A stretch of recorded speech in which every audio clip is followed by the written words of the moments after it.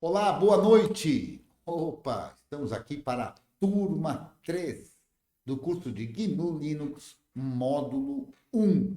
Nós estamos já com uma porção de gente aqui na sala de videoconferência do software livre Jitsi, na instância mal amanhado. E o vídeo está sendo gravado e será disponibilizado posteriormente para os alunos e alunas aqui do curso sob a licença Creative Commons by Share Alike número 4. Como esta é uma aula inaugural, eu resolvi que seria aberta para dar oportunidade das pessoas verem como é que é aqui a aula e tudo, e se interessarem, fazer a sua inscrição. Além disso, eu vou aqui durante, até o final da aula, sortear uma bolsa de 100% aqui para o curso de GNU Linux na turma 3.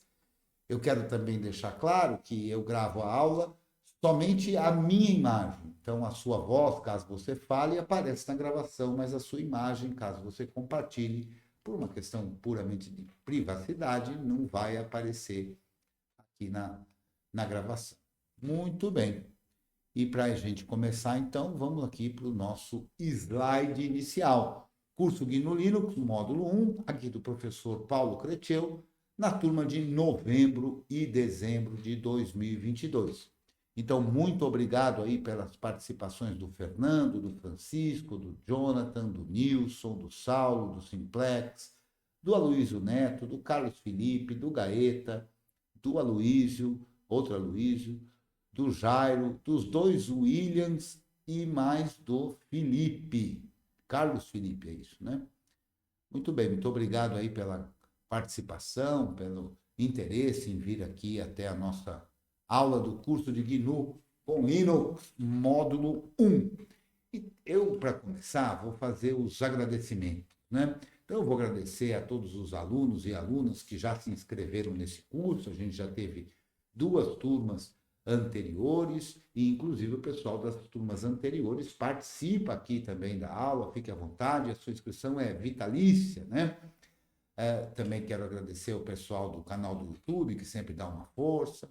Agradecer ao Blau Araújo, que ajudou aí, fez os layouts aqui, tanto da sala da minha aula, como logotipo e essas coisas todas. Agradecer ao Luiz Leal, que é quem mantém essa instância mal amanhada do Jitsi. Agradecer a Virgínia, que nos disponibiliza aqui um servidor para a gente poder rodar as nossas máquinas virtuais e fazer uma porção de experimentos aqui do curso, né? Virgínia, que, assim como seu irmão Luiz, são aqui alunos do curso e podem aparecer quando desejarem, né? Agradecer as forças do universo para a gente estar aqui ao vivo e a cores, com saúde, com bastante disposição, né?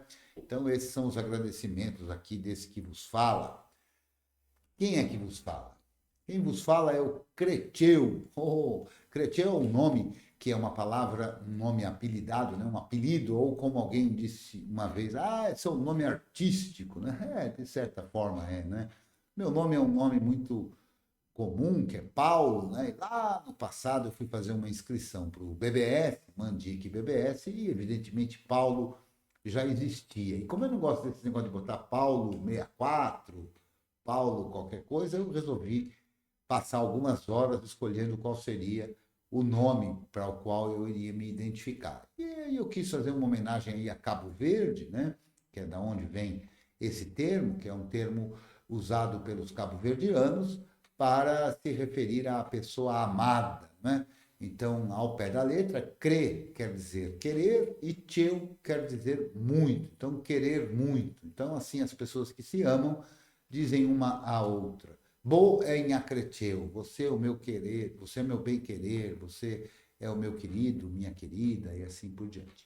Eu sou engenheiro mecânico lá desde 1988, mas eu, de certa forma, abandonei a engenharia como fim, né? Eu tenho a engenharia só como meio. Eu diria que a minha mente tem um quê de engenheiro, né? Aliás, meu bisavô, quando eu tinha 5 anos, o meu bisavô, porque eu conheci o meu bisavô, assim como a mãe dele, a minha tataravó, mas o meu bisavô se referia a mim como futuro engenheiro. Talvez porque eu já tivesse lá aos 5 anos a característica de ficar na base do porquê, né? E a tal da fase dos porquês, né?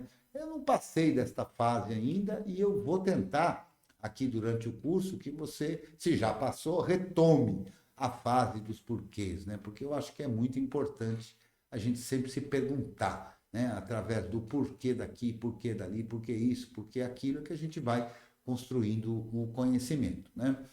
Eu sou um usuário de GNU Linux há mais de 20 anos, exclusivamente de GNU Linux. Não uso o Windows para porcaria nenhuma, a não ser que a gente vá fazer algum teste, algum experimento aí, né? No curso de redes, por exemplo, eu usei o Windows como demonstrativo numa máquina virtual lá para fazer a instalação do Wireshark, mas já me arrependo. Está gravado, não vou fazer de novo, que foi para fazer essa demonstração. Eu tirei lá em 2003 a minha primeira certificação relativa a isso, que é do Linux Professional Institute. Ela, infelizmente, quando eu tirei, ela tinha validade vitalícia, mas o pessoal foi mudando isso e passou a ser 8 anos, 10, depois passou a ser 5, e no fim das contas ela venceu, né? Mais para frente eu queria tirar uma certificação do Ubuntu, porque eu ia trabalhar numa empresa que era para ser a representante da Canonical aqui no Brasil, então eu precisava tirar a certificação Ubuntu Certified Profissional Certificado Ubuntu. E para tirar isso, precisava ter a LPI. Como ela não valia mais, eu fiz a LPI outra vez, né? Mas já faz mais de 5 anos e ela perdeu a validade. Eu desencanei um pouco de tirar a certificação e ter essa coisa formal, né? Eventualmente, para algumas atividades profissionais, ela pode ser importante, pode ser distintiva, né? Pode te dar uma chance maior aí de emprego e tudo mais, né? Eu diria que este curso aqui é uma das formas de se aperfeiçoar, de aprender, de formar a ideia básica de todos os conceitos. Logo, pode servir para você que quer tirar uma certificação também LPI.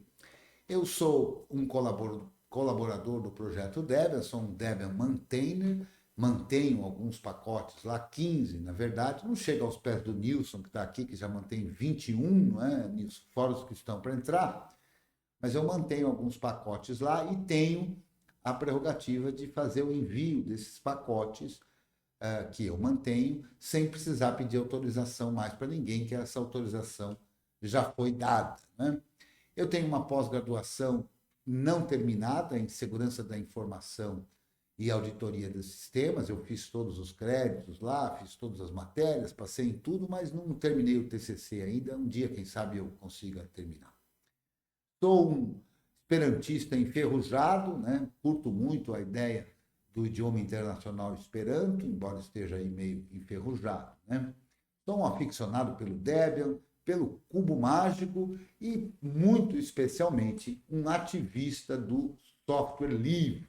Então, esse aí sou eu, né? Eu falei na palestra recente que eu dei lá no Latinoware, uma fala que eu copiei do Clóvis de Barros Filho, que diz que quando a gente se apresenta, o que a gente faz, na verdade, é contar as escolhas que a gente fez na vida, né? Isso nos define. Eu tenho lá o meu canal no YouTube, que é o Creteu 2001, canal esse que é replicado no Odyssey, também como Creteu 2001, onde tem lá um monte de vídeos, né? Uma porção de vídeos, dentre eles 36 aulas do curso GNU, muito parecidas com as que a gente tem aqui, embora aqui a gente consiga numa dinâmica diferente, que a aula é ao vivo, com a participação dos alunos, aulas mais longas do que as que estão no YouTube, mas mesmo que você não venha a se inscrever aqui no curso, está lá disponível no YouTube livremente, tal e qual a gente também disponibiliza aqui todo o material livremente, né? Muito bem. Quais são os objetivos deste curso? O objetivo desse curso é ousado, né? Eu quero ajudar que cada um de vocês consiga construir uma base sólida sobre o sistema, ou seja, tenha com clareza, profundidade, a competência de conhecer como é o funcionamento do sistema GNU e todas as suas variações, né? Então, sem falsas certezas, sem meias verdades, né? O nosso objetivo aqui é ajudar você a construir essa base firme sobre a qual você vai poder colocar os conhecimentos que você for adquirindo. Na dinâmica que a gente estabelece aqui no curso, eu vou descrevê-la melhor um pouquinho mais para frente, a gente acredita que possa juntos formar um grupo e construir conhecimento, além de formar esse papo legal que sempre acontece antes de começar as aulas, depois de terminar as aulas, né? Um grupo que já colabora e que, enfim, divide experiências e tudo mais. Neste curso, uma vez que você participe, faça os exercícios, se dedique a ele, com certeza você vai conseguir avançar profissionalmente, se esse for o seu interesse. Nem todo mundo estuda aqui no Linux porque quer trabalhar com isso. Algumas pessoas estudam por puro hobby, né?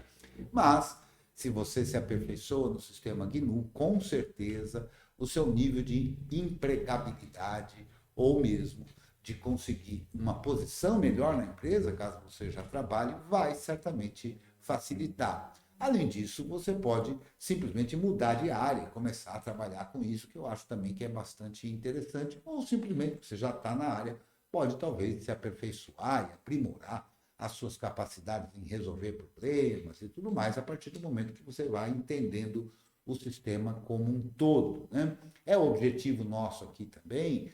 A gente trata o software livre e o sistema operacional como alguma coisa de importância para além dos aspectos meramente técnicos, né? Então, entender as repercussões e a importância do uso de software livre é também parte dos nossos objetivos, né? Entender o sistema, como é que é o sistema, os conceitos que estão envolvidos, que vão muito além do sistema e que envolvem, na verdade, conceitos de informática, que em muitos casos, para os usuários que estavam lá presos ao Windows, passam despercebidos, né? Ficam no caminho pelas abstrações usadas pela Microsoft e que não dão a possibilidade de você, de fato, entender o que está acontecendo. Então, a gente procura aqui, através do aprimoramento da capacidade de resolver problemas e dos conceitos, conseguir fazer com que você use o sistema de maneira confiante, né? Que você possa ter domínio sobre o sistema e ter controle dele, né? Para que você possa administrar o seu próprio sistema, né? Ou simplesmente enxergar novos usos, ampliar o potencial de uso do sistema GNU, que é infinito, né? O sistema GNU é extraordinário para que você possa fazer coisas em diversas áreas, né? O conteúdo que a gente vai estabelecer, e a cada aula eu mostro aqui uma prateleira, né? Então, como nessa aula inaugural, eu vou mostrar a prateleira do curso inteiro, ou seja, tudo que a gente vai ver aqui de forma resumida, né? A gente vai ver uma introdução, que é o que eu estou fazendo agora, falando dos objetivos e tudo mais, mas ainda na aula de hoje, inaugural, a gente vai ver os conceitos do software livre, o que é efetivamente o software livre e tal, o que é o projeto GNU e todas essas coisas. Para que a partir da próxima aula a gente comece a colocar a mão na massa, aprender como é que se faz, e nós vamos fazer uma instalação, né? Primeiro entender o que seria instalar sistema operacional e posteriormente fazer uma instalação do Debian. Ah, Cretil, mas eu não gosto do Debian, eu não quero usar o Debian. Não tem problema, você vai poder aproveitar o curso na sua totalidade. A gente não faz o curso aqui específico para o Debian, embora eu use e vá dar exemplos usando o Debian. Mas salvo a parte de pacotes, né, que são muito específicas do Debian e de todos os seus derivados, né, eu não trato aqui no curso das partes específicas, assim, formalmente na aula, das partes específicas do uso, por exemplo, do Arch Linux. Mas temos aqui o Simplex, que é usuário de Arch Linux e tem bastante conhecimento, de maneira que se você optar por usar o Arch Linux, por exemplo, não tem nenhum problema, você vai poder aproveitar o curso também e, eventualmente, pedir aí alguma ajuda lá no grupo ou aqui mesmo na aula para o Simplex, para alguma coisa um pouco mais específica. Eu vou falar dos princípios do Unix, né? O sistema GNU é um sistema que surge a partir de uma ideia implementada nos sistemas Unix. Então, eu vou falar de como é que isso se relaciona, né, com o GNU, até porque GNU é uma sigla bem maluca que quer dizer GNU is not Unix, né? Então, é um sistema que procura ter as mesmas ideias, o mesmo modo de ser, né? Com a exceção que torna o GNU super importante é que esse sistema procura usar exclusivamente softwares livres. A gente vai entender a estrutura dos sistemas de arquivos, que no caso de um sistema Unix-like é muito além de armazenar arquivos no sentido dos arquivos regulares, né?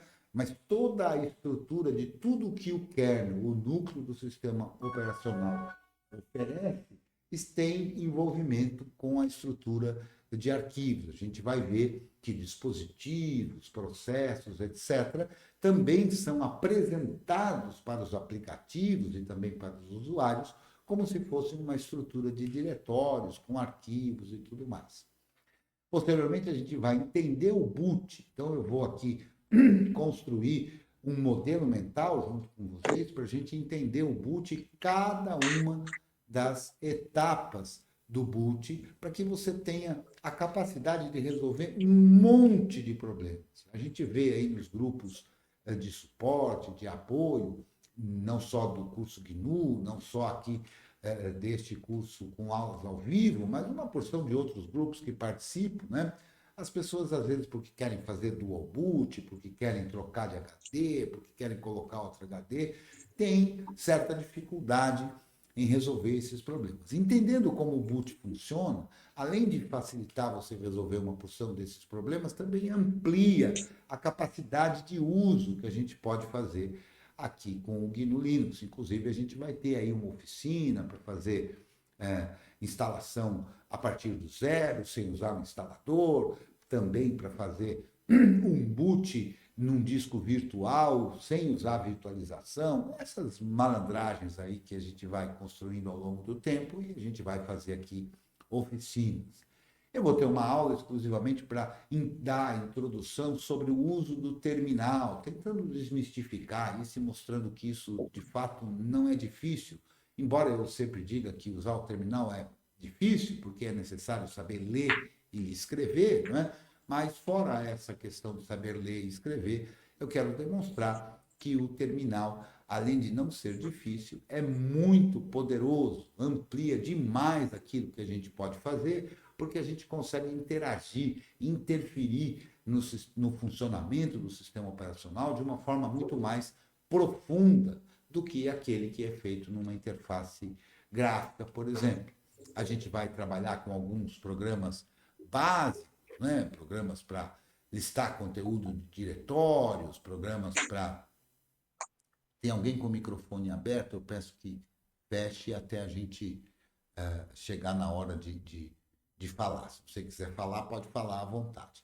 A gente vai mexer aí em alguns programas básicos, né? Listar conteúdo de diretórios, ver conteúdo de arquivos, filtrar e coisas desse tipo, para que você vá se habituando à ideia de usar o terminal e ganhar amplitude naquilo que você possa vir a precisar e a fazer, né? A gente vai ver também como é que é a ideia dos pacotes, o que são os pacotes, né? Como é que eles são compostos, construídos, de forma geral, e também a administração dos pacotes, ou seja, como é que eu instalo um pacote, como é que eu removo um pacote, como é que eu atualizo um pacote ou todo o meu sistema e assim por diante. Eu vou falar também dos conceitos dos sistemas de arquivos, né? Então, a gente aqui vai ver que aquela história de formatar o PC não cabe aqui, porque PCs não são formatados, né? O que a gente formata é, na verdade, uma partição, uma parte de alguma coisa, de um disco, normalmente, né?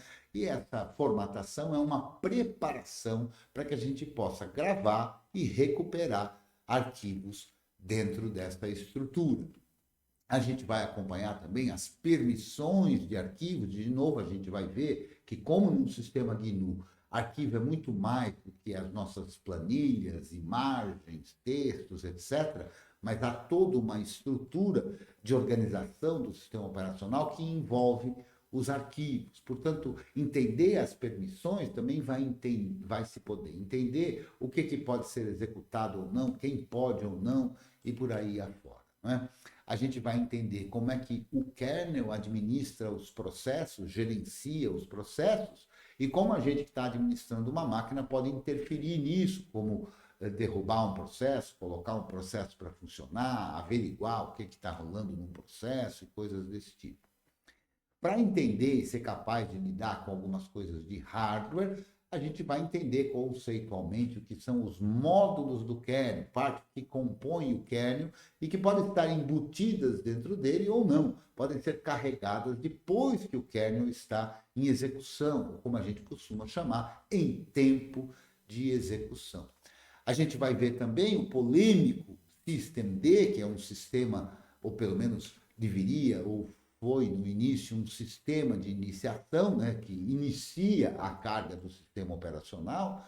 A gente vai entender como ele funciona, vai saber e conhecer para poder aproveitar das vantagens e também para refletir e discutir aquilo que torna o systemd polêmico, né, alguns aspectos que, por parte de alguns, dentre eles eu, não são muito desejáveis, mas a realidade está posta e o systemd é utilizado pela maioria das distribuições como o sistema de iniciação default, ou se não, como o único sistema de iniciação para o qual a maioria das grandes distribuições, das mais conhecidas, como Red Hat, Arch Linux, Gentoo, Debian, Ubuntu, Pop! OS, Linux Mint e tantas outras, que utilizam o systemd, né?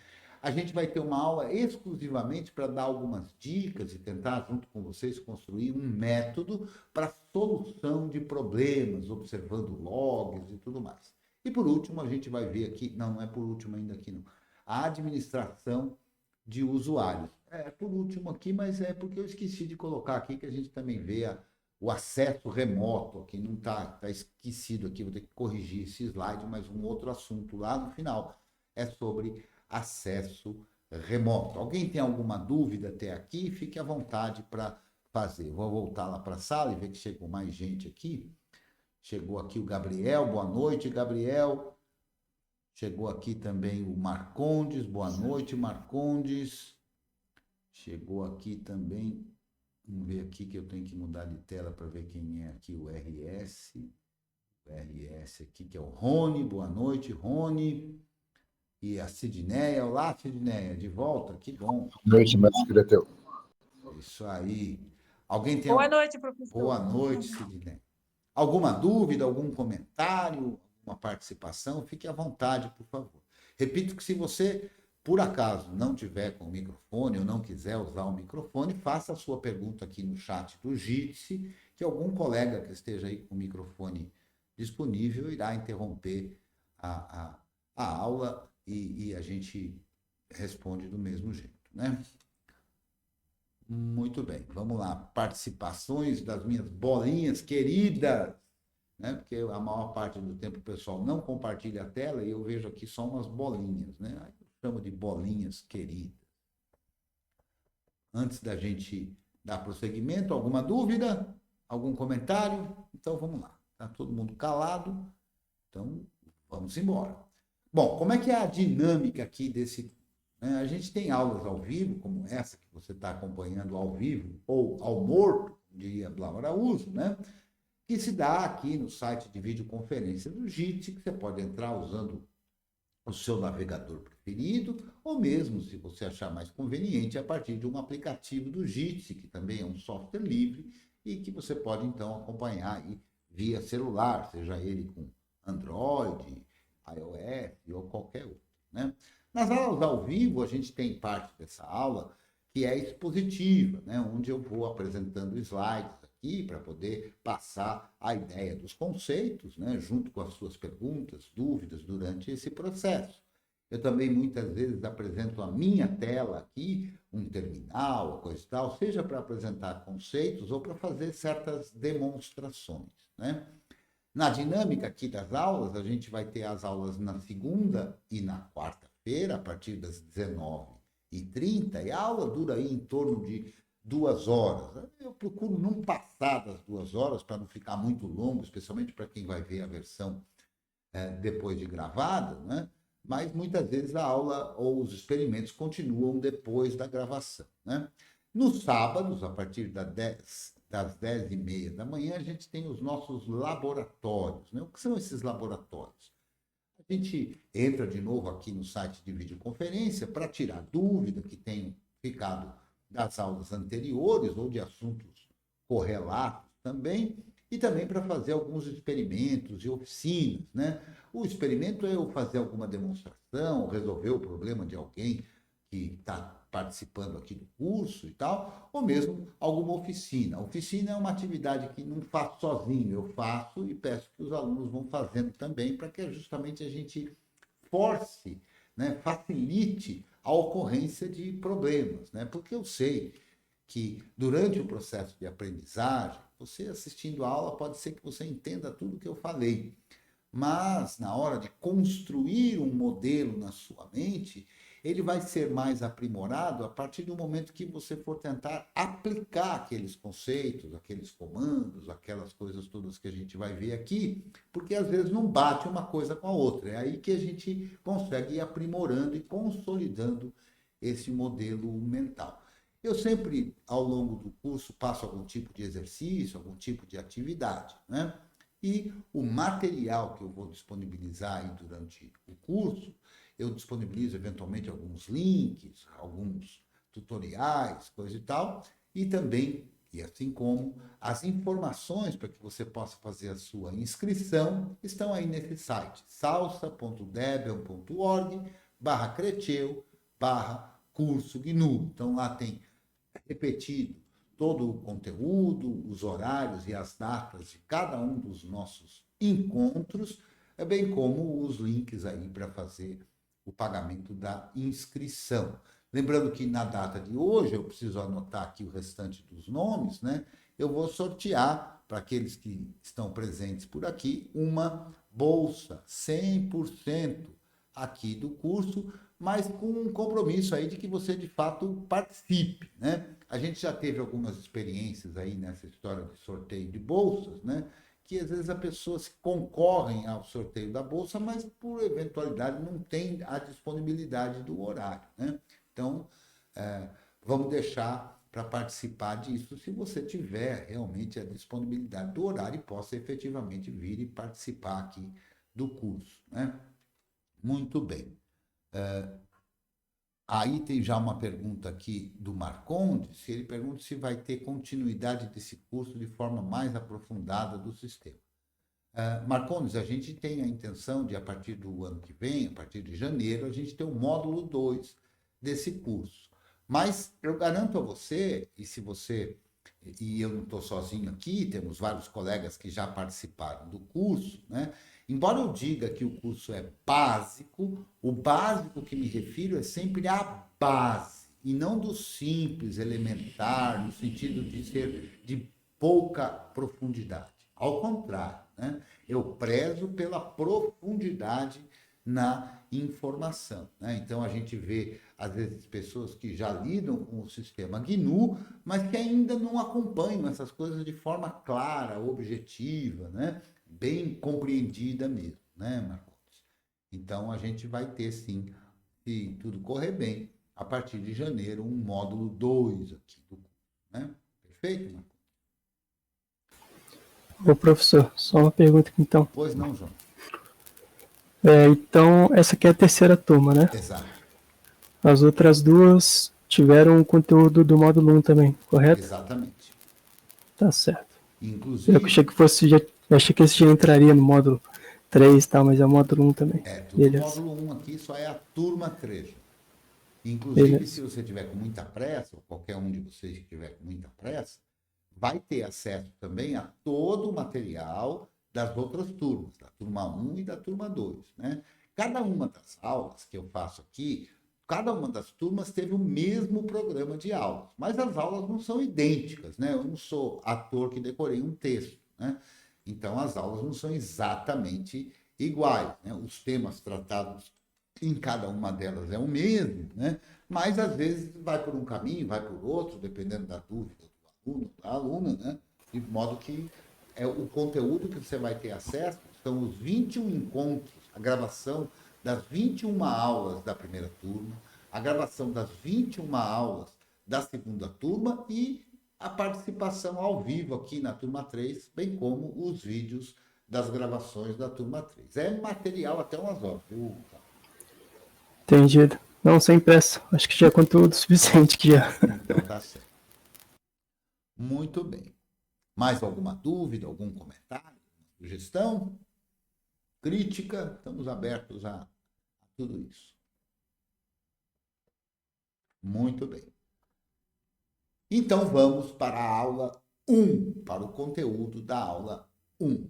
Como eu gosto de falar bastante, eu vou fazer o seguinte, eu vou fazer uma pausa estratégica, que a gente costuma fazer depois, o nosso normal aqui é em torno, pertinho de chegar a 1 hora, ou depois que chega a 1 hora, a gente faz um recreio aí de uns 10 minutinhos, para dar tempo de todo mundo ir lá em algum lugar, tomar um cafezinho, ou seja lá o que for. Então, normalmente a gente faz uma pausa na gravação e aqui também na aula de 10 minutinhos, para que todo mundo possa fazer um relax. Como a aula hoje é um pouco atípica, eu vou fazer essa pausa agora, né? Então, daqui a 10 minutinhos a gente volta.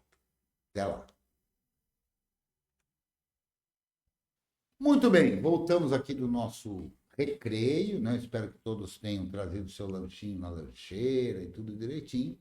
E a gente vai começar aqui, então, com o conteúdo, efetivamente, aqui da aula 1. Então, na prateleira da aula 1, a gente vai falar sobre softwares livres, o que é isso, afinal de contas, sobre o projeto GNU, como isso surgiu e quais os objetivos.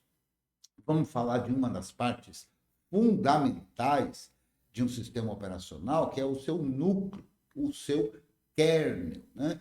E aqui no curso de GNU com Linux, o kernel para o qual a gente vai dedicar algum espaço é o kernel Linux, né? Mas sempre lembrando que o nome do sistema operacional é GNU. Linux é uma das partes, né? Como eu vou ter falado sobre os softwares livres, é importante também falar sobre o open source, que muita gente distraída, né, ou induzida por uma certa propaganda, pode achar que é a mesma coisa. E a gente vai falar e vai mostrar que não é exatamente a mesma coisa, embora, evidentemente, tenham muitas interligações, congruências, interseções, mas também tem antagonismos. E a gente vai ver isso para, de uma vez por todas, entender as diferenças entre esses dois aspectos de pensar o mundo da tecnologia. Tudo isso envolve licenças, e eu vou falar um pouquinho sobre as licenças de software, que é um assunto de extrema complexidade, mas a gente vai ter aí a possibilidade de ver os conceitos básicos de tudo isso e aprofundar à medida do interesse de cada um, né? E assim, para cada um dos assuntos, né, o curso GNU são 21 encontros, né? Então, se a gente pensar em 21 encontros, em que cada uma das duas aulas ao vivo tem 2 horas, são 4 horas. Mais ou menos o laboratório tem 2, tem 3, tem 4 horas. Então, numa média de 3 horas aí, seriam então 7 horas, 2 e 2, 4 e 3, 7, 7 horas de aulas, vídeos, demonstrações, experimentos. Multiplicado por 21, a gente tem aí 147 horas. É hora até, né? Enfim, eu ia falar um palavrão aqui, mas não vou falar não. É um bocado de hora aí que a gente tem para discutir, refletir e ir aprofundando. Mas longe de pensar que nem de longe a gente vai conseguir esgotar cada um desses assuntos, né? A proposta aqui é que você tenha essa visão geral, firme, consolidada e vá aprimorando à medida da sua necessidade, do seu interesse e especialmente da sua disponibilidade, né? Cada um tem o seu ritmo, cada um tem o seu interesse, né? E, portanto, vai depender aí de você mesmo, de você mesma, até onde você quer chegar. num sistema GNU, o céu é o limite, né? Você pode se aprofundar tanto quanto você queira. E isso é possível. E por que é possível? Justamente porque o sistema operacional GNU usa software livre, né? Então vamos entender o que é software livre. Para entender o que é software livre, eu vou falar das tais liberdades essenciais dos usuários. Vou falar das licenças, ou pelo menos de uma categorização das licenças, porque elas são para lá de 3 ou 4 dezenas de licenças diferentes. Mas a gente faz uma categorização dessas licenças para você ir entendendo tudo isso e a repercussão de tudo isso. Vou definir com precisão estrita o que é o software livre e vamos começar a refletir e discutir por que isso é importante, onde isso interfere na minha, na sua, na nossa vida, no uso da tecnologia. E, de novo, como eu disse um pouco antes, vou fazer o contraponto com o open source, para a gente entender no que isso é igual, no que isso é diferente, né? Então, vamos começar pelas liberdades essenciais. O Richard Stallman, que está aí nesse desenho ilustrativo, né, criou começou a criar, né, no início da década de 1980, a ideia, que ainda não tinha esse nome, mas uma forma diferente de distribuir programas de computadores, né? E esta forma visava e visa até hoje que os usuários tivessem o controle de sua própria computação. Para que os usuários possam ter efetivamente o controle da sua computação, é necessário que cada usuário tenha garantido essas liberdades.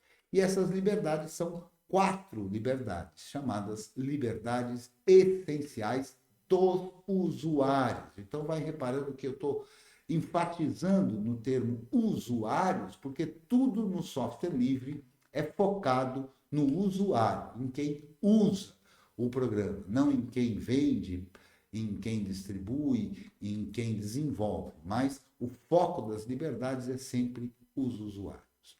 Essas liberdades são em número de 4 e a numeração delas, como se costuma fazer no espaço hacker, né, é a partir do 0. Então, vamos lá. A liberdade 0. A liberdade 0 é a liberdade que garante ao usuário que ele pode fazer uso do programa do jeito e para o que ele quiser. Então, é a liberdade de uso. Um programa que você tem acesso, se ele for um software livre, você poderá fazer com ele o que você bem entender, sem que ninguém tenha o critério de julgamento de dizer que você pode ou não pode fazer, de que isso é bom, de que isso é mal, de que isso é adequado ou inadequado. É você, o usuário, quem define o que você pode fazer com aquele software. Esta é a liberdade essencial 0. A liberdade essencial 1 é a liberdade que te possibilita, caso você queira, estudar como o programa funciona. Veja que estudar como o programa funciona não é aprender a usar. Não é, para imprimir, você vai lá no menu arquivo e clique em imprimir. Não, não é isso. Isso é como você usa. Mas sim, você, se desejar, pode entender como cada uma das partes do programa funciona, né? Repare que para poder entender, é imprescindível que você tenha acesso ao código-fonte do programa, ou seja, as linhas que a programadora ou o programador escreveu para você efetivamente entender o que o programa faz. Caso você queira, você também pode ter ainda dentro da liberdade essencial 1 a possibilidade de modificar, de adaptar o programa para que ele faça uma determinada coisa do jeito que você prefere. Você pode também remover partes do programa que você não usa, não tem interesse e assim por diante. Então, a liberdade 1 é a liberdade de entender e adaptar o programa, caso você queira. A liberdade 2, liberdade essencial 2, é a liberdade de você poder distribuir cópias daquele programa que você teve acesso, cobrando por isso, sem cobrar por isso, o problema é seu. Mas é a distribuição de uma versão idêntica à que você recebeu. Essa é a liberdade essencial número 2. A liberdade essencial número 3 é a liberdade que você, caso tenha usufruído da liberdade 1, ou seja, de estudar e adaptar o programa para suas próprias necessidades ou interesses, você também tem, a partir da liberdade 3, a liberdade de redistribuir a sua versão modificada, com melhorias ou, entre aspas, piorias, né? Porque quem vai considerar se é melhor ou pior é cada um daqueles que resolveu usar a sua versão modificada. Então, resumindo, liberdades essenciais. Liberdade 0, a liberdade de usar o programa para o fim que você desejar. A liberdade 1, a liberdade de poder entender e adaptar o programa. A liberdade 2, a liberdade de poder distribuir cópias idênticas à que você recebeu. E a liberdade 3, a de redistribuir a sua versão modificada. Portanto, cada uma dessas liberdades vai garantir a cada um dos usuários o controle sobre a sua própria computação. Muito bem, dadas essas liberdades essenciais, como é que a gente garante isso? Todo programa de computador, ao ser distribuído, precisa de uma licença, que são os termos que definem o que pode e o que não pode, eventualmente, ou como pode ou como não pode se fazer alguma coisa com aquele código que se recebeu, né? Então, a licença de software é fundamental para garantir ou não essas liberdades essenciais dos usuários, né? Com essa ideia do software livre, lá em 1983, o Richard Stallman iniciou o que ele chamou de projeto GNU, que era um projeto ainda, porque não estava pronto, ao contrário, estava começando a ser desenvolvido. O projeto GNU é o da construção de um sistema operacional cujos softwares, porque afinal, sistema é sempre um conjunto de componentes, né? Então, um sistema operacional é um conjunto de componentes que possibilitam a gente fazer um uso do computador, né? E a ideia do projeto GNU é que esse sistema tivesse componentes, todos eles licenciados por licenças que garantem as 4 liberdades essenciais, ou seja, por softwares livres, né?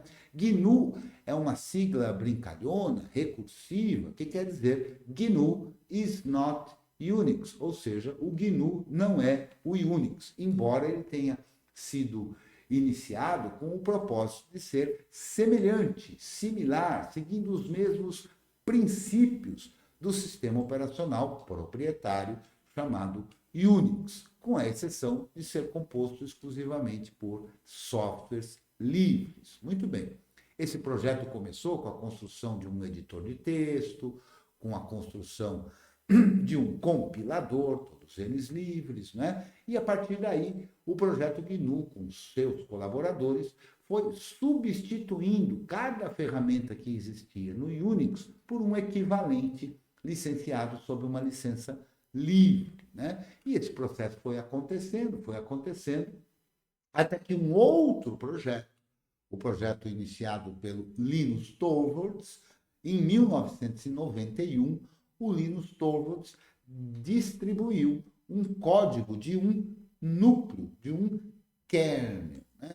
E muito bem, ele fez isso lá em 1991, essa distribuição ainda como software privativo ou software proprietário, ou seja, um que não garante essas 4 liberdades essenciais dos usuários.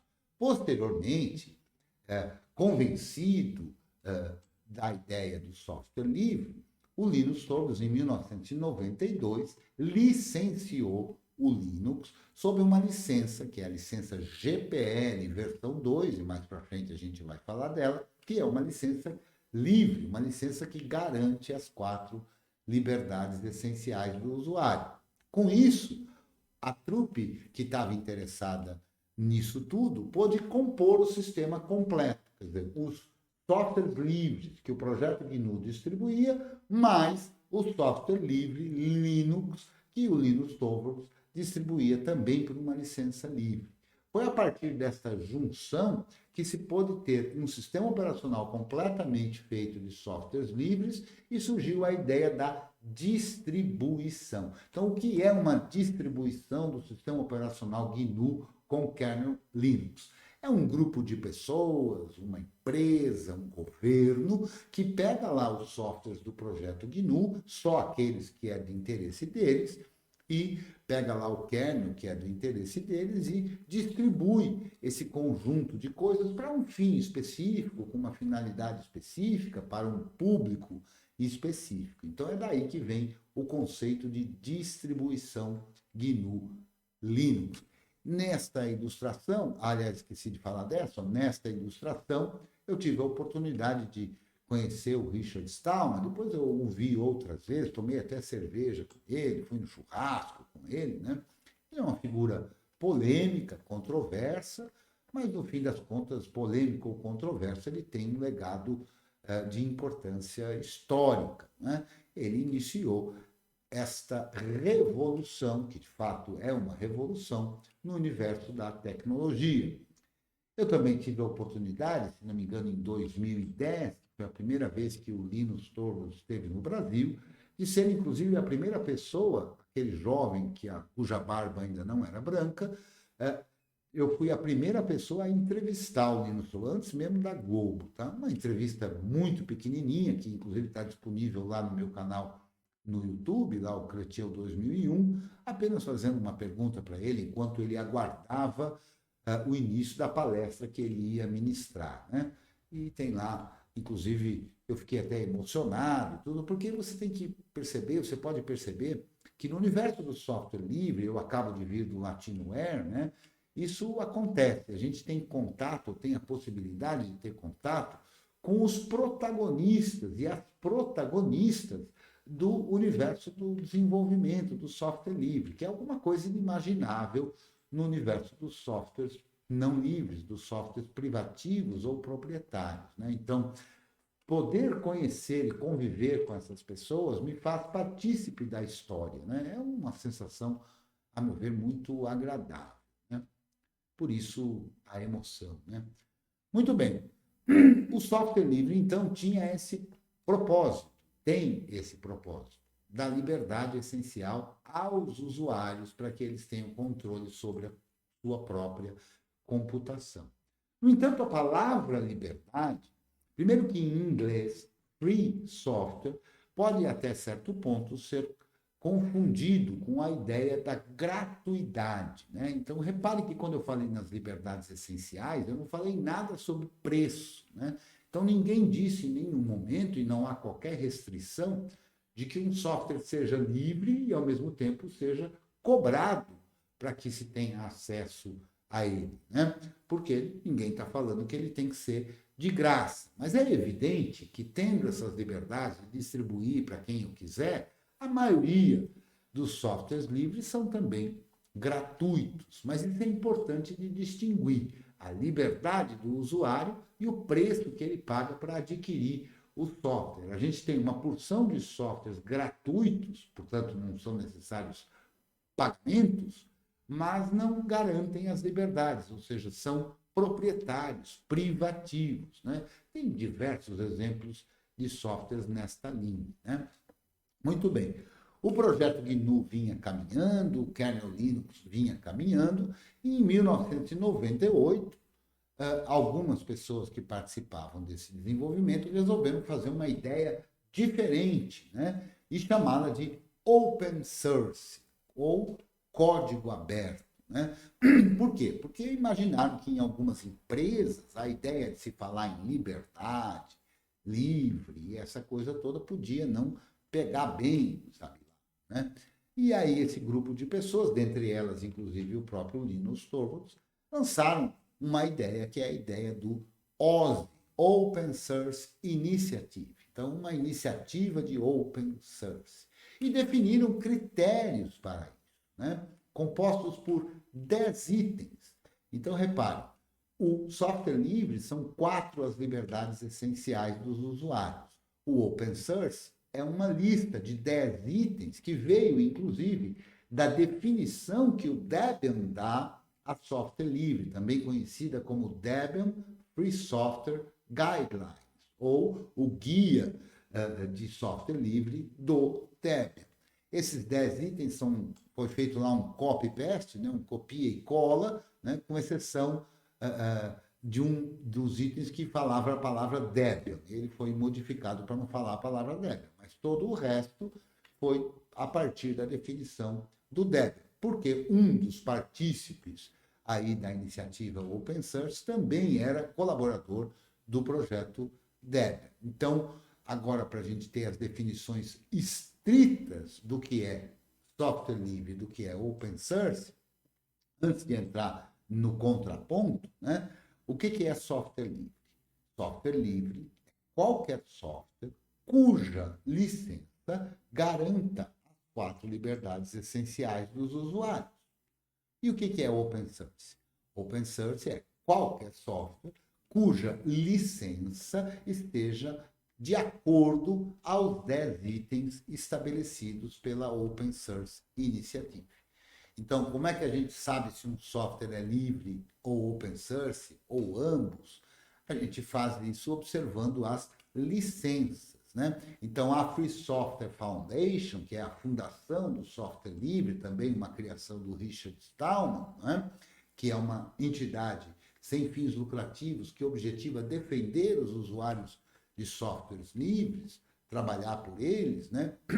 A Free Software Foundation tem lá uma lista de licenças que ela considera garantidora das 4 liberdades essenciais, portanto, licenças de software livre. Então, tem um conjunto enorme de licenças que são consideradas pela Free Software Foundation como licença de software livre. Assim, da mesma forma, a Open Source Initiative também tem uma lista grande de licenças que são as licenças que a Open Source Initiative acredita que cumpram esses 10 itens. E, portanto, considera que softwares distribuídos sob essa licença são softwares open source.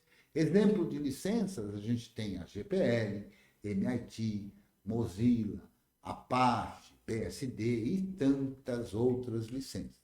A maioria delas, não é a totalidade, mas a maioria delas, são aceitas por ambas as instituições, as organizações.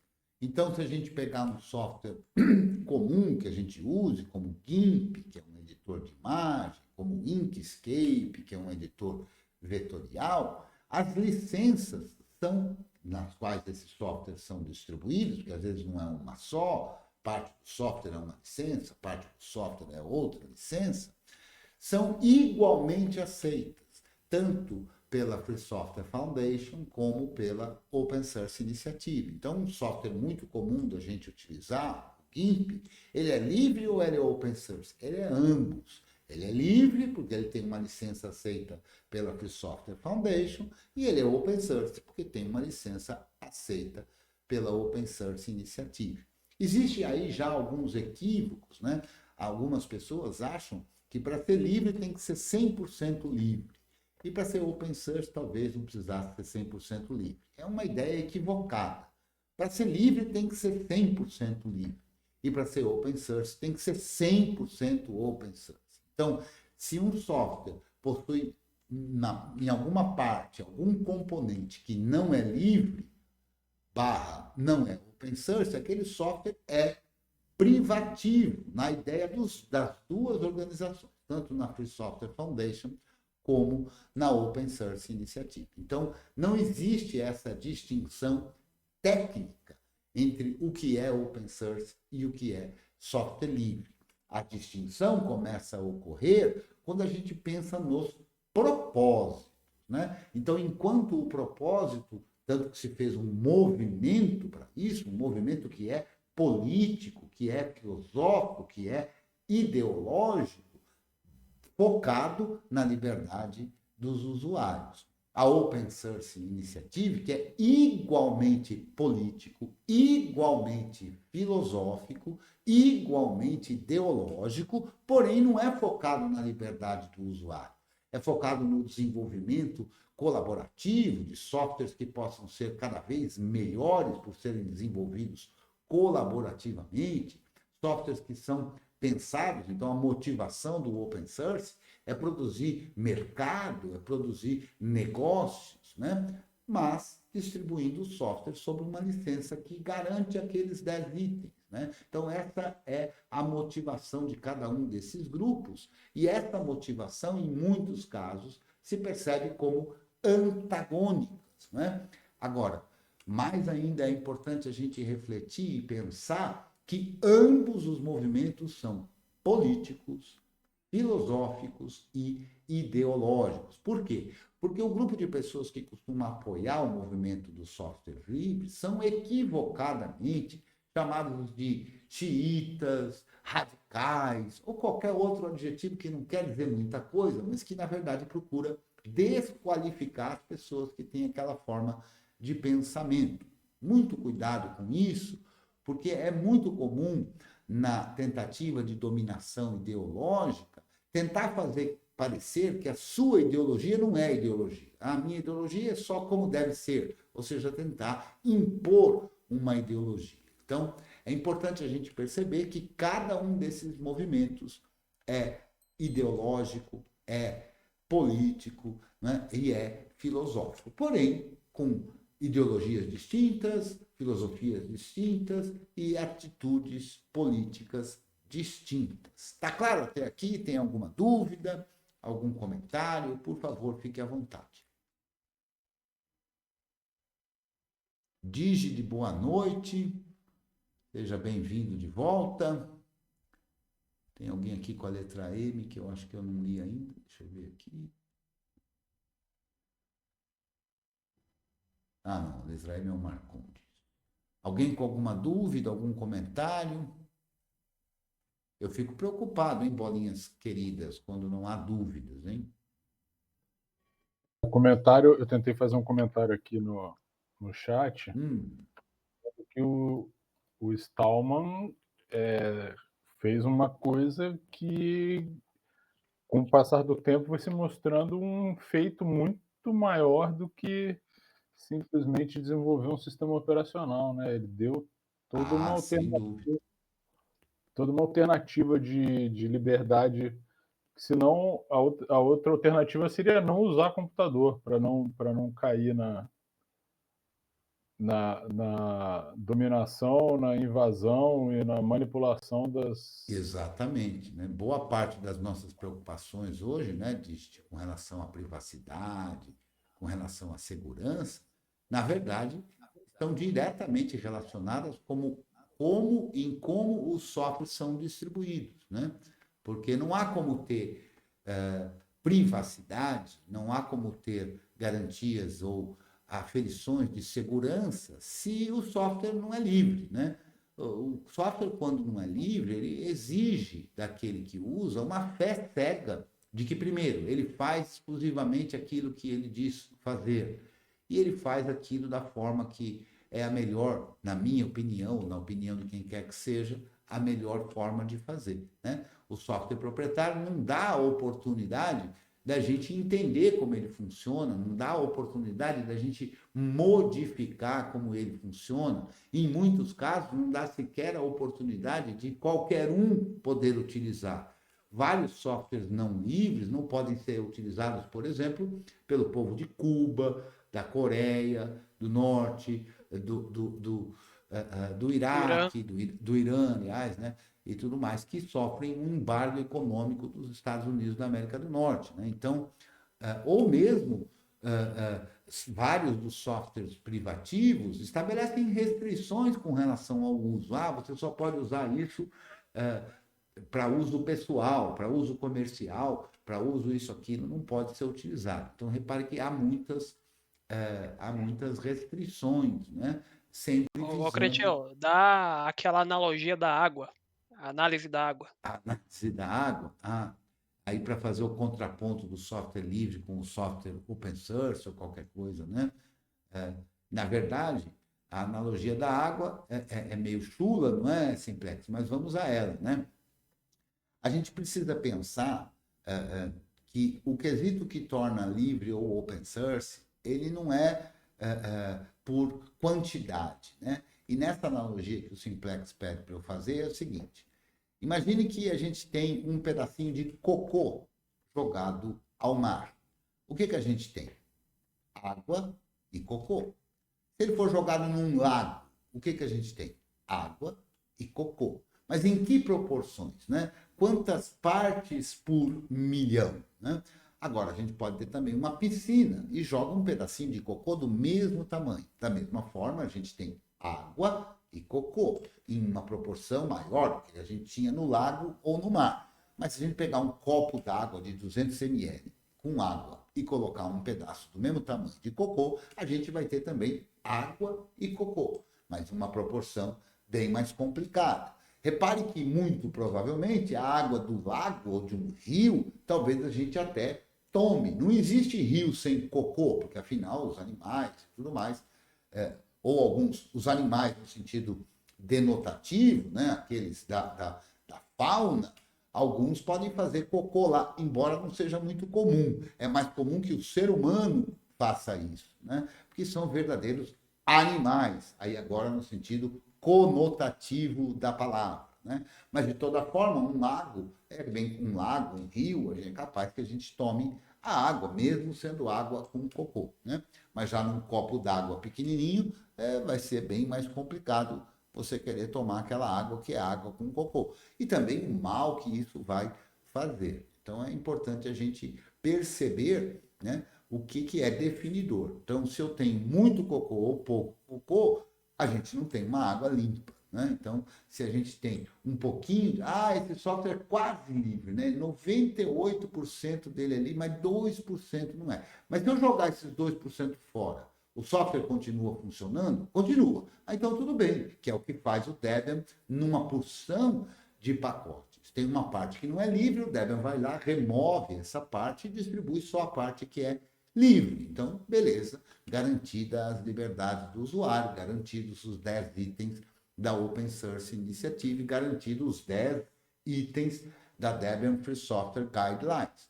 Porém, há circunstâncias em que esse 2% é imprescindível, né? Então, o software não funciona se não tiver esses 2%. Logo, o software não é livre, porque ele não pode ser usado livremente, porque tem esse pedaço que ninguém sabe, a não ser os seus próprios autores, o que aquilo faz. Essa analogia que você queria, simples? Ou era outra? Tem aquela outra também. Essa aí também ficou boa, mas é aquela outra da garrafa de água preta que você não pode mandar analisar. Sim, é porque eu faço um paralelo, que é o seguinte: alguma coisa que só acontece mesmo na tecnologia e que as pessoas, de certa forma, por não terem conhecimento, acham que isso é normal, que é assim mesmo, né?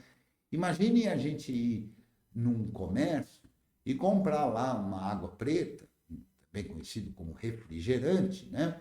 E na hora de comprar isso, você assine um papel que te tira o direito de, caso você passe mal, porque aquilo lhe fez mal, porque tinha veneno, você processar o fabricante.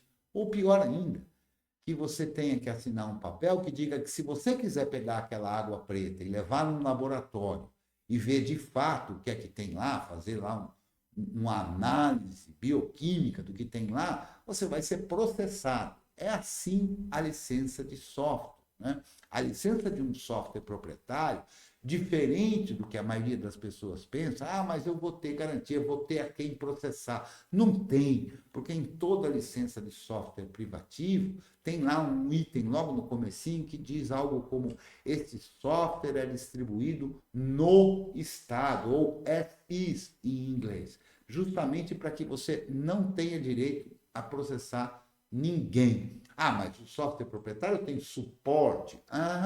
Desde que você pague por ele, né? Então, o suporte que a gente ouve muitas vezes falar por aí só está dizendo que existe naquela empresa pessoas cuidando daquele sistema, mas não que você tenha garantias, né? Então, é muito complicado essa história. Tem uma outra analogia também, Simplex, que é como se você imagine que uma pessoa queira construir uma casa, um prédio, né? E ela contrata uma empresa que diz: olha, eu construo a casa e o prédio, mas a planta é só minha. Você vai lá e usa o prédio, mas a planta eu não dou para ninguém. Não tem paralelo, né? Qualquer construção precisa desta planta, inclusive porque na sociedade haverão órgãos de controle que vão aprovar ou não aprovar aquela planta. Então, são coisas que acontecem na tecnologia que só acontecem na tecnologia, né? Imagine você poder ter uma farmácia, por exemplo, vendendo remédios sobre os quais a gente não tem, como sociedade, nenhum controle, né? E nem pode analisar separado. Então, é uma aberração absoluta, que as pessoas, via de regra, não se dão conta disso, né? De novo, importante, de novo não, mas importante eu falar que eu não tenho nada contra quem usa software livre, até software não livre, software privativo. Por quê?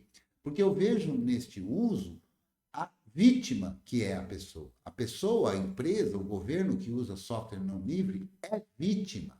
É vítima de um modelo que é monopolista, de um modelo que é escondedor da realidade, de um modelo que procura aprisionar, deixar os seus usuários presos e dependentes, né? Então, a pessoa que usa software não livre é vítima desse modelo. Ah, mas eu escolhi usar software privativo. Será mesmo que você escolheu? O que te fez escolher isso? Será que você realmente fez uma escolha consciente, sabedor das implicações? Muito provavelmente não. Então, a maioria das pessoas que usa software livre, não livre, usa porque o meu hardware exige, usa porque na empresa que eu trabalho é assim. Então, não tem nenhum problema. Você aqui é muito bem-vindo, de qualquer forma, né? E eu acho que a gente aqui procura usar softwares livres sempre, na exclusividade. Mas conseguimos compreender que há circunstâncias sobre as quais não temos controle ou você, eventualmente, não tenha controle. Quer dizer, o fato de você usar software privativo não te coloca aqui fora deste grupo, né? Embora a gente, obviamente, não possa recomendar isso, né? Eu não recomendo o uso do software não livre. Eu aceito no sentido de que entendo que há circunstâncias sobre as quais não temos controle, que isso pode eventualmente ser necessário. Eu aqui, sem qualquer tipo de hipocrisia, não sou adepto da hipocrisia, né? No meu celular, eu tenho 2 celulares, um limpinho e um dos lixos, né? Porque eu costumo chamar o software privativo de lixo. Algumas pessoas se ofendem, né? Mas não é lixo no dizer que ele é mal, no sentido de dizer que ele funciona mal, que ele é mal feito, mas sim no sentido de dizer que ele é um lixo tecnológico, né? Uma coisa que não respeita a liberdade dos usuários. Então, eu tenho 2 celulares, o limpinho e o sujinho. No sujinho, eu uso software não livre, por exemplo, para poder ter acesso a banco, né? E veja, eu fiz uma escolha consciente. Eu não seria obrigado a instalar aquilo. Talvez tivesse que ir a pé até o banco, né? Talvez tivesse que ir diretamente lá na agência do banco e tudo mais. Eu escolhi a comodidade de ter o aplicativo do banco. E não há aplicativos de banco que sejam, infelizmente, que sejam software livre, né? Inclusive por uma enganação que as empresas de software proprietário conseguem propalar e convencer muita gente, né, de que não ver o código daria uma segurança extra, também chamada de segurança pela obscuridade, né? Então, não há nada seguro 100%. Sim, é verdade, qualquer que seja a forma de distribuição do software. Mas o software livre, justamente porque tem muita gente observando e tendo a capacidade de interferir e de solucionar problemas e de enviar correções, etc., a tendência é que ele sempre seja mais seguro, né? Como já disse um filósofo lá atrás, né? Um cientista, filósofo, matemático lá atrás, que é, diante da quantidade de olhos suficientes, todo o problema se torna trivial, né? Então, quanto mais gente observar, quanto mais gente puder interferir, a coisa será mais plural e a tendência evidente é de que o software seja mais seguro, né? Então, é muito importante a gente perceber, quebrar esse paradigma, né, de mas se o cara vê o código, então ele é menos seguro porque dá para ver os defeitos, né? Não é bem verdade, né? E já que dá para ver os defeitos, dá para corrigi-los, né? Você próprio se tiver o conhecimento necessário, pode corrigir, ou você pode contratar alguém que tenha o conhecimento necessário que possa corrigir. Ou você escolher um grupo de pessoas, uma comunidade, tudo mais, que possa corrigir. Ou se você é uma empresa, ou representa uma empresa, você pode contratar outras empresas ou outros programadores e programadoras para corrigir aquele programa que você precisa utilizar. Então, o modelo de software livre é muito mais amplo, né, do que a ideia de se ter um sistema ou um programa que não respeita o usuário, fazendo dele vítima. Tudo bem? Tá claro aí, ó, são 3 analogias diferentes aí, Simplex. Na falta de uma, né? Bem legal, professor. Pegando num ponto aqui, professor, que foi bem no cerne. Muitas das vezes a gente não tem nem escolha, né? Eu dou um exemplo aqui para minha esposa, que minha esposa trabalha com recursos humanos. Ela está na busca de um candidato, de um novo colaborador para a empresa. Muitas das vezes, quando eles estão buscando, eles não procuram, por exemplo, uma pessoa com conhecimento de planilha de texto, mas se fala o nome do produto, Excel. Procura alguém com conhecimento de Excel. Está tão enraizado já desde... O pior é que isso está em concurso público também. Pior. Já está tão enraizado lá desde a fonte que eles trabalham, nos seus métodos, né?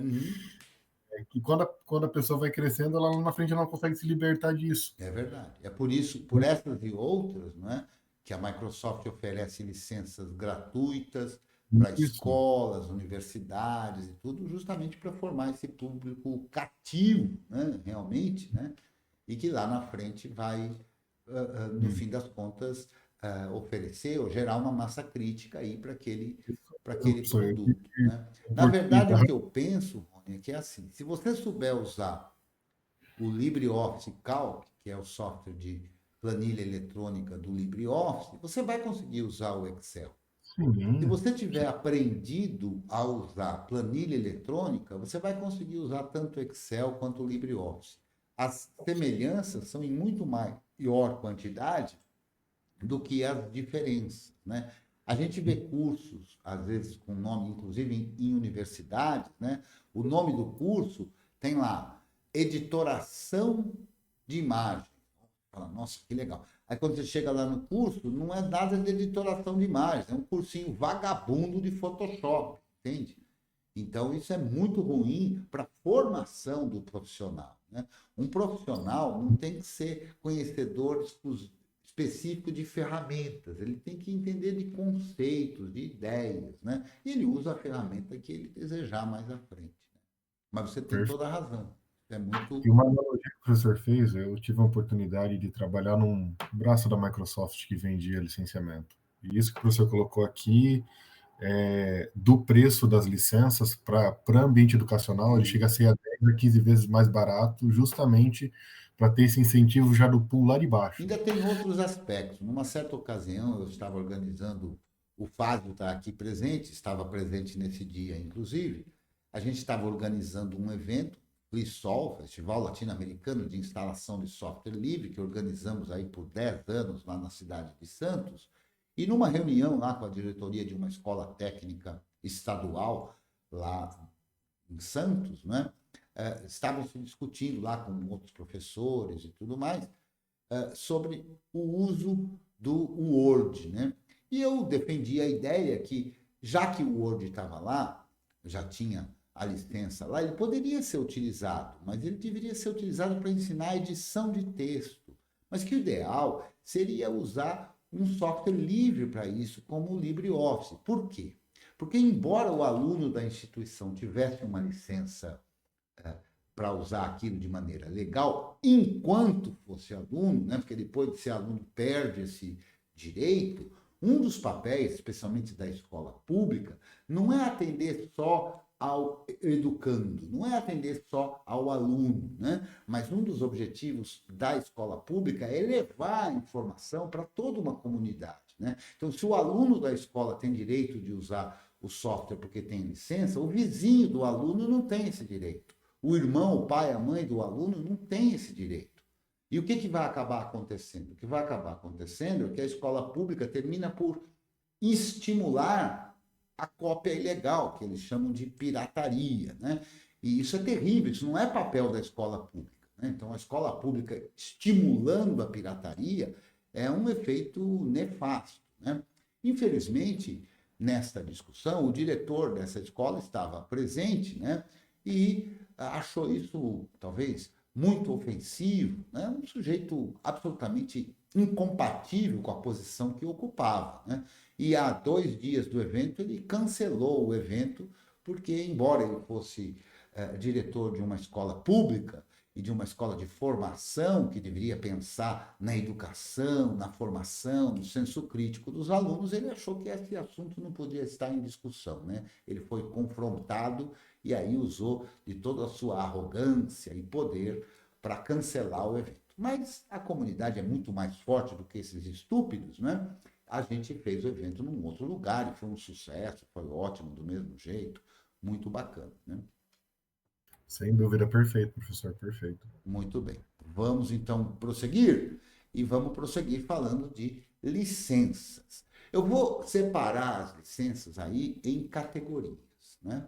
Então, lembrando que todo software tem uma licença. Se a gente não disser qual a licença do nosso software, como qualquer coisa desde 1970, aquilo passa a ser proprietário, ou seja, que tem um proprietário e ninguém mais tem direito de fazer nada com aquilo, né? Então, a gente imagina que um tipo possível de licença são esta categoria de licenças proprietárias. Licenças que não garantem as 4 liberdades essenciais. Muito pelo contrário, revogam as liberdades essenciais, impedem as liberdades essenciais, ou pior ainda, criminalizam as liberdades essenciais, como, por exemplo, criminalizar alguém que distribuiu para ajudar uma pessoa uma cópia não autorizada, uma versão não autorizada, sem o pagamento de uma licença, né?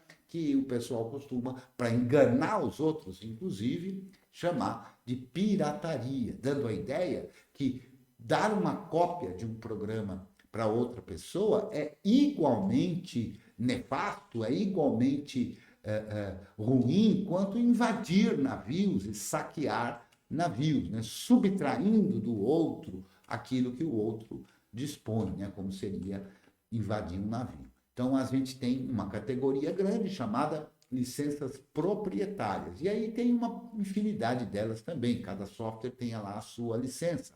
O software da Adobe tem uma licença, da Microsoft, um software da Microsoft tem uma licença, outro software da Microsoft tem outra licença, da Oracle, e tantos outros aí, né, que distribuem os seus softwares sem que o usuário tenha o controle da sua computação. A todo esse conjunto de licenças eu vou chamar genericamente aqui de licenças proprietárias. Aí a gente tem as licenças livres. Licenças livres são aquelas que garantem aos usuários as 4 liberdades essenciais.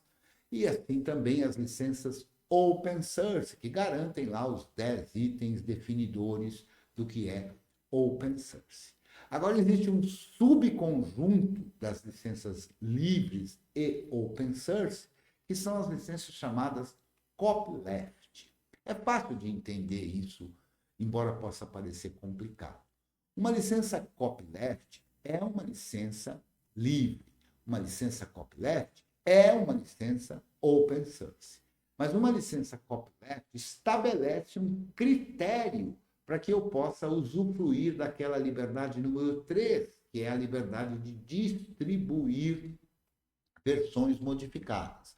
Porque uma licença copyleft exige de quem quer distribuir, não é obrigado a distribuir, mas quem quer distribuir para os outros, exige que a licença desta versão modificada seja equivalente, compatível, ou, fundamentalmente, a mesma licença que eu recebi o código, garantindo e fazendo que aquele código, que aquele software permaneça livre até o final dos tempos, ad eternum, né? Para sempre, né? Então, sempre livre. Então, a ideia do copyleft é essa, é a ideia de que os trabalhos derivados daquele original permaneçam livres. Essa é a ideia do copyleft. Então, é um critério para que a liberdade número 3, a quarta liberdade essencial, possa ser exercida, né?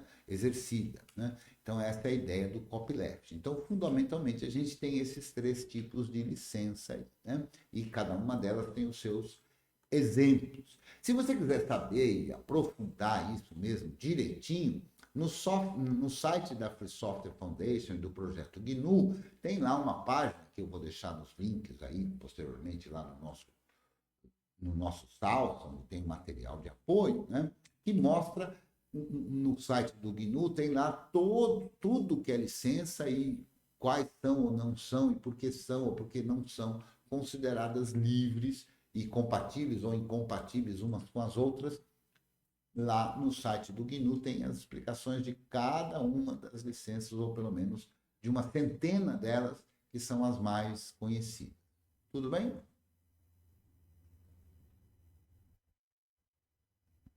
Perfeitinho ou não? Dúvidas? Perfeito.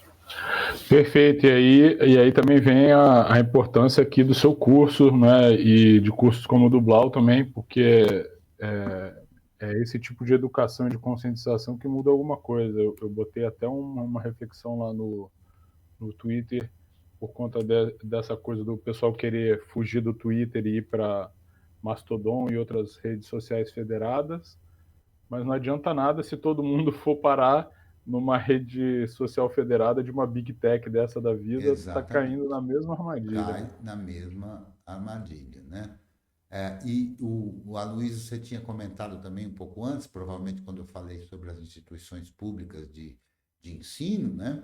Que essas instituições de ensino estão cada vez mais escravizadas, porque ficam dependentes das operadoras e são escravizantes, né? Ou seja, escravizam seus alunos, professores e colaboradores também da mesma forma, com aquela ideia. Sempre existe uma sedução, né? Que é passível de acontecer, uma vez que as pessoas não conseguem ainda, e é erro nosso isso, que somos do movimento software livre, ou seja, incapacidade da gente conseguir espalhar a notícia e alcançar todos os cantos, e nisso cada um de nós pode colaborar na sua família, no seu grupo de trabalho, de escola e etc., que é mais do que o que a gente ganha usando o software livre, é o que a gente perde usando o software não livre, né? Então, a gente perde a possibilidade de ter controle sobre a nossa computação, né? E isso vai ter fins muito graves lá na frente, né? Então, repare que as outras liberdades estão sempre muito atreladas a tudo isso, né? E costuma ter, eu já vi várias vezes uma ilustração, imagine aí aquela ponte, né? Ou um arco de pedras, assim, uma pedra sustentando a outra, né? E quando a gente não tem software livre, é como se você retirasse uma pedra dali e de lá caem outras tantas liberdades essenciais das pessoas, como a liberdade de expressão, liberdade de pensamento, liberdade política e tantas outras liberdades. Por quê? Porque sem o controle da própria computação, num mundo a cada dia mais ligado à computação, a gente não faz nada sem computação. A luz que está iluminando aqui a mim para poder filmar, certamente na companhia de energia elétrica tem uma porção de softwares envolvidos, né?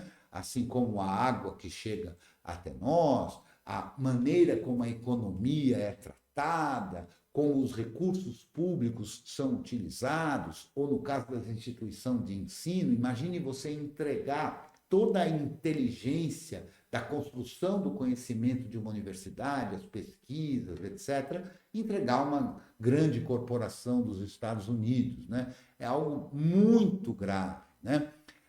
É muito grave o uso do software não livre.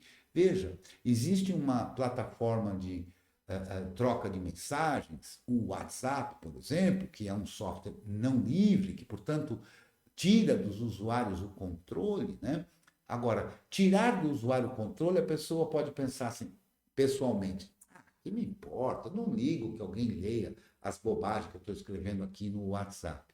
Mas mais do que isso, por ser privativo, proprietário, o WhatsApp pode usar dessas informações e, pasme, imagine que o WhatsApp, eu creio que isso nunca, jamais vai acontecer, mas imagine que o WhatsApp pode, fornecendo mensagem para uma porção de gente, interferir, pasmem, vê se isso é possível, é coisa de ficção, né? Interferir na eleição de um presidente da República, né? E aí, imagine, é claro que eu estou brincando, né? Mas o WhatsApp é, a meu ver, o grande responsável, né, pela eleição do senhor Jair Bolsonaro. Então, repare que, sem discutir neste momento se isso é bom ou ruim, o fato é que uma ferramenta proprietária que segue os interesses ideológicos de grandes corporações, de grandes governos, é capaz de interferir na escolha de um presidente de uma nação, né?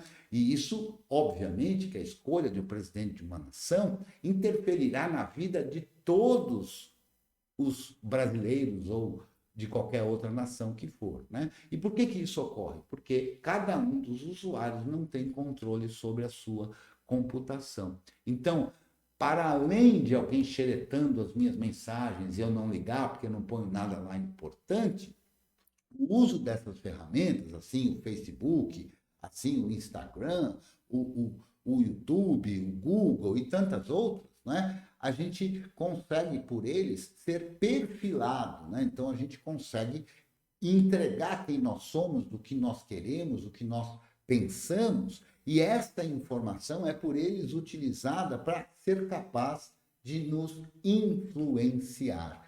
Então, o que essas plataformas fazem é conhecer cada um dos seus usuários de uma forma tão profunda que, às vezes, o próprio indivíduo não se conhece, né? E fazer uso disso. Então, se eu quero convencer o João a votar num determinado candidato, a comprar um determinado produto, a escolher uma determinada coisa, por eu conhecer o João, eu vou ser capaz de saber exatamente que tipos de argumentos, imagens, links, etc., eu devo dar a ele para convencê-lo daquilo que eu desejo convencer, ou da empresa que está me pagando para convencer aquela pessoa, né? Então, se a gente entrega essas informações, e mais do que entregá-las, elas puderem ser usadas à revelia dos nossos interesses, isso fatalmente vai acontecer. Então, empresas que têm interesse investirão dinheiro para influenciar de maneira profunda e, a meu ver, desonesta cada uma das pessoas. Eu, uma vez explicando isso, fiz uma analogia. Imagine que você frequente, por questões de saúde ou porque você escolheu usar, você resolve fazer terapia ou você resolve ir a um médico, né? E aí, quando você está diante do seu terapeuta, psicólogo, psiquiatra, o que for, você conversando com ele, vai falar dos seus segredos, vai falar de tudo, vai se abrir, né, de tudo isso. E aquele profissional hábil e competente terá uma ideia bem profunda de quem você é, do que você, o que você respeita, do que pode te influenciar. Imagine, então, um psicólogo que vendesse a possibilidade desta comunicação se dar com você a ponto de lhe influenciar para fazer uma coisa ou outra. Certamente, qualquer conselho regional de psicologia, psiquiatria ou medicina acharia isso absolutamente antiético. E a gente não consegue perceber, ou pelo menos a maioria das pessoas não consegue perceber, que o Facebook, o Instagram e etc. fazem é exatamente isso. Eles nos seduzem, oferecendo serviços de ótima qualidade, não tenha dúvida, né? Gratuitamente, a maioria dos casos, também não tenha dúvida, né? Para que a gente entregue para eles toda a nossa informação, tudo que nós somos, para que eles possam vender ao dinheiro, sem qualquer tipo de escrúpulo, a capacidade de nos influenciar. Então, eu peço que vocês reflitam sobre isso, né? Como eu havia dito lá na nossa introdução, o nosso objetivo aqui no curso não é exclusivamente o objetivo técnico, estrito, não. Ter noção da importância e das repercussões político, ideológicas, filosóficas do uso do software livre É parte do nosso objeto de reflexão aqui no curso. Perfeito? Alguma dúvida? Perfeito, professor. Muito bem. Vamos lá. Alguma dúvida, a gente sana. Nós estamos aqui há 1h29 de gravação. Eu vou fazer o seguinte, como sempre eu costumo fazer, eu vou, primeiro, aqui para cenas dos próximos capítulos, né, dizer que na nossa próxima aula, que ocorrerá aqui na quarta-feira, dia 9 aqui do mês de novembro, né, a gente vai ter a nossa segunda aula, e essa segunda aula tratará sobre o tema de instalação. O que seria instalar um sistema operacional? Do que se trata instalar um sistema operacional? O que é preciso para se instalar um sistema operacional? Bem como uma instalação efetiva de uma distribuição, no meu caso, o Debian, de uma distribuição GNU com o kernel Linux. Tudo bem? Então, mais uma vez, obrigado demais a presença de todas e de todos aqui. Obrigado pela confiança daqueles que, mesmo antes desta aula, já fizeram suas inscrições, de repente sem saber exatamente o que iriam encontrar. A você que está nos acompanhando aqui até agora, ou aqui presencialmente, ou na versão gravada, pense na possibilidade de vir aqui e fazer parte, né? Dá uma olhada aí, eu vou repetir aqui o site, né? Para ficar fácil de você encontrar, está aqui a página que tem todas as informações detalhadas, que é salsa.debian.org/creteu/curso GNU, que como esse vídeo vai para o YouTube, vai estar aí na descrição do vídeo também o link, para você se informar as datas, os horários e o valor das inscrições, que é um preço que eu diria que por 147 horas é bem simbólico, né? Então, eu quero agradecer a presença de todas e de todos, dizer que logo, logo a aula vai estar disponibilizada, e para você que já está inscrito e que vai participar aqui conosco, eu vou enviar também o link lá do grupo de apoio. E eu vou fazer aqui, depois da gravação, eu vou fazer, para quem está aqui presente, o sorteio que eu havia prometido, né? Então, para quem está aqui conosco, eu vou pegar o nome de cada um de vocês e vou fazer um sorteio de uma bolsa 100% aqui para você poder participar do curso sem necessidade do pagamento de uma inscrição. Muito obrigado e até a próxima. Lembrando para quem está começando agora que no final da gravação, eu paro a gravação, mas eu continuo aqui na sala para a gente bater mais papo, tirar mais dúvida e assim por diante. Muito obrigado pela sua participação hoje e até a próxima. Um abraço!